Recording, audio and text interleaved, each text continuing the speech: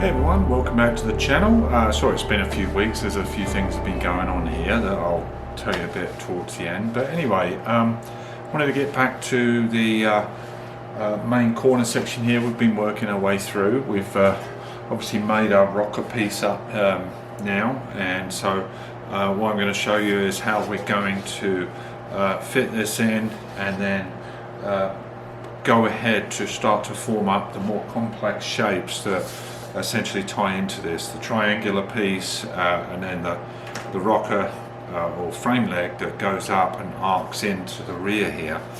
So I'm going to show you how I'm going to form kind of a complex shape. We're just going to use some wire as to help us make our paper pattern, and then eventually our metal replacement panel. Not in this video, but in the coming videos, I'm going to show you how we're going to fit finally the new strike plate that came in from Mercedes, the Classic Center. Now, reason it took a little while, my fault, I got one of the numbers wrong, and they ended up sending me the other side. It wasn't their fault at all. I just got a 2 instead of a 1. But anyway, I'm going to be sending this back because the passenger side is in really good shape, and it's unnecessary to cut that out. Unless before I send it back, anyone wants to inquire about getting this has cost me 125 bucks, and so yeah, so I'm going to send that back.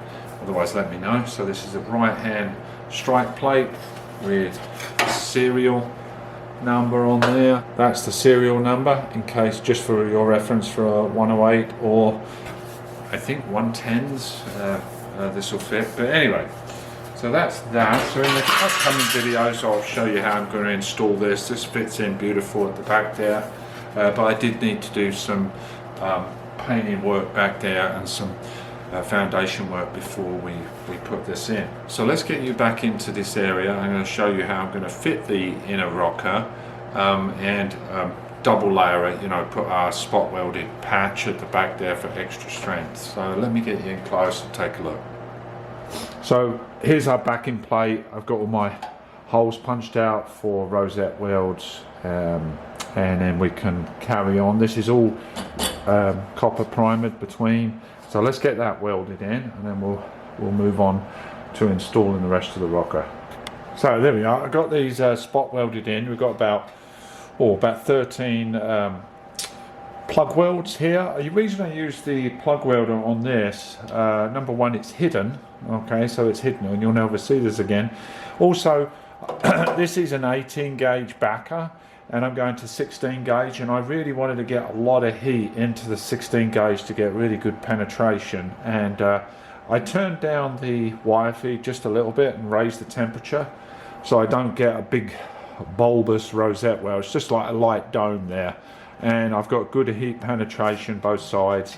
Rather than using the spot welder, I just wanted to make sure I got a lot of heat, a lot of strength in there. All right, little change of plan. I'm not actually going to weld this unit in. I'm going to have it just removable, because this gives me wonderful access to our triangular piece at the back here to make sure we can follow our correct profile intersecting with this guy. And I'll show you what I've come up with in just a second of how to get that nice profile going from here and then arcing up to the inner frame leg.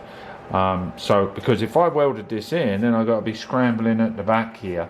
But this way I can remove this in a few seconds, access, do all my bits here, and then build our way out. So anyway, just always trying to think ahead to make it easier, get all these stages. And then plus, I'm not going to weld this to this yet, because this is going to be replaced obviously, but I can weld eventually this to the inner wheel arch, because that stays. So if you get what I mean. Also, I have drilled my holes here that were on the original rocker. This is depicting the center of where the jacking point is, and then this is just a simple access bung similar to this one for injecting all our frame coating later on. So here we go. Now what I've done, I've cleaned this hold down cup that goes this way round here. So this is going to give our reference point to where our repair panel is. So I'm going to bolt this in temporarily. It is spot welded in normally, so just going to bolt this guy in up there, right? Get that bolted into position, and then that will give us our reference point. Alright, get that bolted nice and tight there. Right, now that's in position, what we got to fabricate this area of the floor of the rocker and get our profile. Now, trouble is we're using paper templates, they're going to be flopping all over the place. So what I'm going to use is I'm going to use a wire form, and what we'll do, we'll clamp it up on the top here, and then we can nicely follow our profile, right? So it intersects with this cone here. So essentially we're coming down like here, and then it turns and intersects with this guy here, and then so this gentle curve, right? And then once we've got our essentially wire frame up, then we can put a template around it, tape it in position, make any little adjustments we need to make, and then make our form up, and then use that to make it out of metal. That's the idea anyway. So this is straight down here, so I'm going to make sure that's straight. That's just proud of that cone high corner here, and then it comes round. So just to make sure this cone's position and not too far out this way, that's all anchored in nice. So what I'm doing, as I'm kind of drawing this across my hand here to get a nice curve, you see, rather than just trying to bend it. This one I did just bend with my thumb for the top, and then I'm going to work this so I'm happy with the curve, and then I'll get back to you and then I'll show you all clamped in position. Right, again, the first one here, I'm trying to follow this profile. I'm going to check with the other one to see how wide this is, if it needs bending in just a little. But that looks pretty good. It's following this profile nice down to the lip of the cone, and now I'm just working it. I'm going to work it with my thumb here to get this same curve. I can cut a little of this off, this excess, and then tie it into our inner rocker piece here that again isn't welded in, and I'll make sure this orientated right as well. So see, right now I've cut the end of this off, and now we can play around with this way, and still fussing around. I cut myself a bit there, messing around with this curve to try and replicate this curve, and I can use a straight edge to check our measurements and that, but I'm just going to fuss around with that. See, tuck that behind there, and then orientate it this way and also this way for our width of rocker, which I'll compare to the other side. Alright, just to hone in on our profile, you don't need a profile gauge like this, but you could do it with a piece of paper, you know, bring that profile down. I've made a mark here where I'm taking my profile from, and then I can do it. Those pet pliers are in the way for the moment. That shouldn't move too much. And then we can again bring the profile down and see how we look. We're a little bit steep, see? This one goes in too far. That just needs a little bit of adjustment there. Probably just pull this out just a smidge.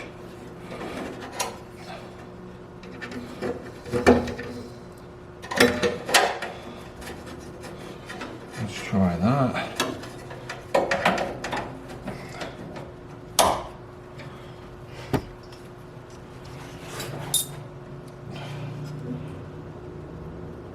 That's pretty good. Okay, that follows this profile here down to here. That's got to go in just a smidge. Actually, it's got to come down just a bit here.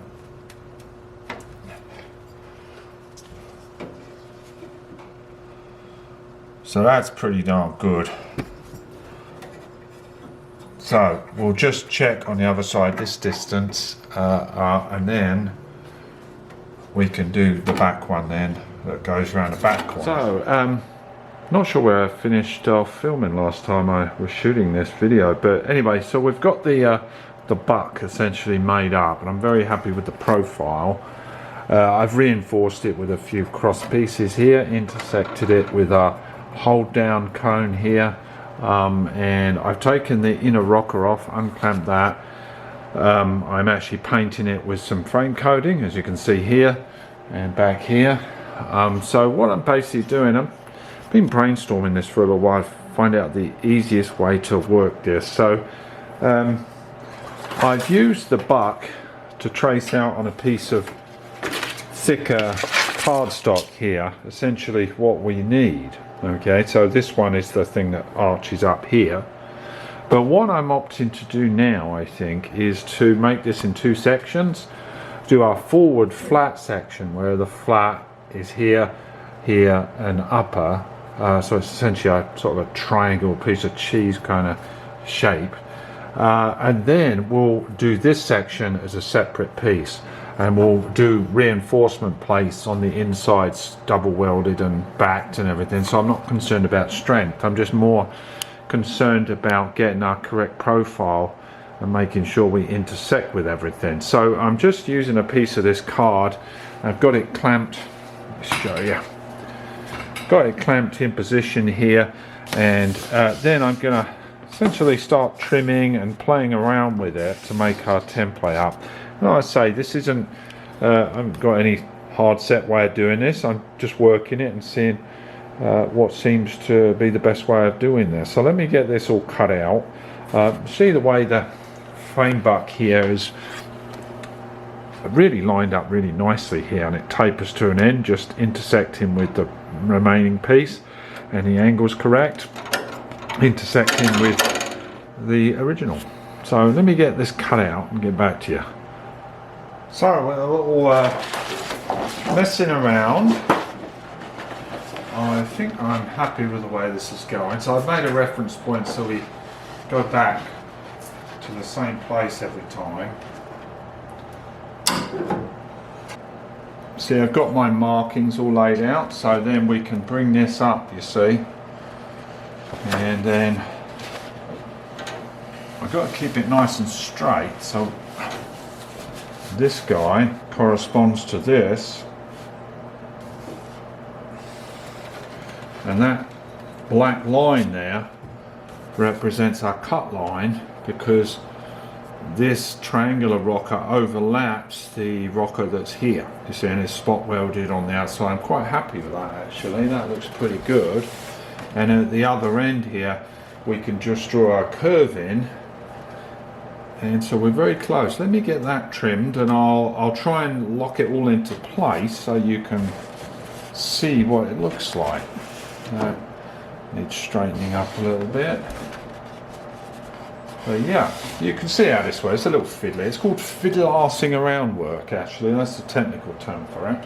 So, anyway, let me get this off again and I'll cut it. Actually, yeah, I'll cut it with my straight edge. It's always better with that. Alright, here we go. So, a little fiddling around here, and now we've got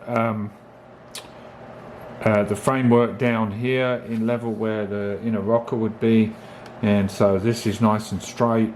Our pattern's good. Our curve at the end here, see our little curve at the end right there, I could trim that just a little bit more actually, is good for the buck here, and this is where we'll be making our joint, and then we've got plenty of room to put a reinforcement plate here. I think it'll be a lot easier to make it in two sections like this, and then we can just do this simple little bit here at the end here, and then weld this. This has obviously got to be cut out and then welded around afterwards. So anyway, so there you have it. So I've just got to confirm our bend areas here where our nice curvatures are. Let's get it transferred to some metal. So here it is, cut out of 18 gauge steel. I haven't made this curve yet. I'm going to do this once I'm happy with my bends and everything. I've left a little bit of spare material on this side just for trimming, and so these marks here are the center of the radius of the curve, right? So This distance is essentially the distance of the outside of the rocker, which is 4 3/4. All right, and then I won't move the camera, but it transfers to 4 3/4, where it will wrap on the other rocker. Let me get the other rocker and I'll show you. So I'm not sure whether you can see this, but this is landing close to the center of the radius of these two, and then the actual flat part is the upper part of the radius, so it will just wrap around this guy. So what's nice is this is just 18 gauge rather than this heavy beast, which is 16 on the inners. So we've got to set it up to bend. Okay, over to my multi-million-dollar sheet metal bender. I marked the radius, center of radius, on this piece underneath that I want to copy, and I essentially married this up and then gently rolled it into position. So let me get that bent. Alright, so I did my first bend, and as you know, with spring back you're going to get a little bit of spring back. It's going to do like 87, 88 degrees or something. So luckily with 18 gauge you can just, you know, take it the extra distance by hand, put some gloves on and just massage it in. Get it as close as darn it. That's pretty good. You see? So that's our upper section. And then this guy is going to go like that. Something like that. Got it. See? And we'll just check our radius at the bottom there, but that's our triangular intersection. So yeah, it's coming on. Oh, there you go. I've got my mark. So it'll be right there, and then get spot welded nicely in there. So before I make my next bend, I'm just confirming, you see, so this will go here, and I'm just eyeing this bend line against the rocker so we get the bend just right, and that looks really good. So hopefully you can see this. I've center lined the radius, as I say, and this is our center line, so we just line that up there and there, and then just gently can roll it over then. Double check, that's good. And then just this stopper piece on top, get that clamped on top carefully, and I'll show you how I've been bending it. Get this cinched down nice and tight. I put some gloves on, and I found you can get it started with your hands. So give it a little shock, you know.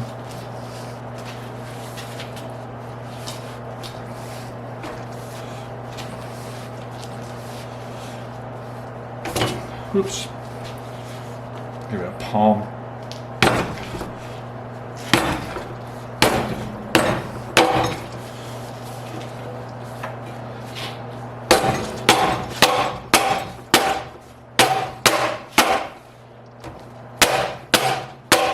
That'll do it. I don't need to use that. I'm not bashing it around with then, am I? So you can see our centre line has stayed perfect.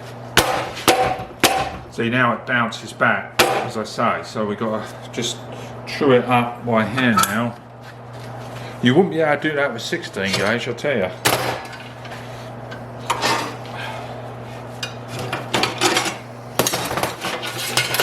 There we have it. And we'll just true it up by hand.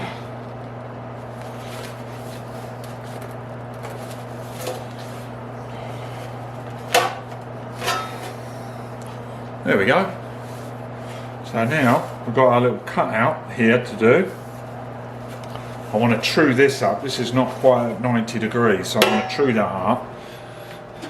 Well, there we have it. It's all kind of dry clamped onto the piece here. Looks a little odd, I know. But see the way this flange intersects nicely here, and then we'll reach up to the frame leg. And the triangular section is all lined up nicely.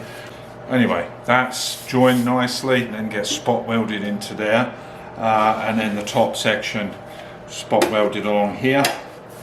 Now this cut here, this is where the dog leg comes in right there, and then I can double up to enable me to put a lot of reinforcement plate here to make the joint extremely strong.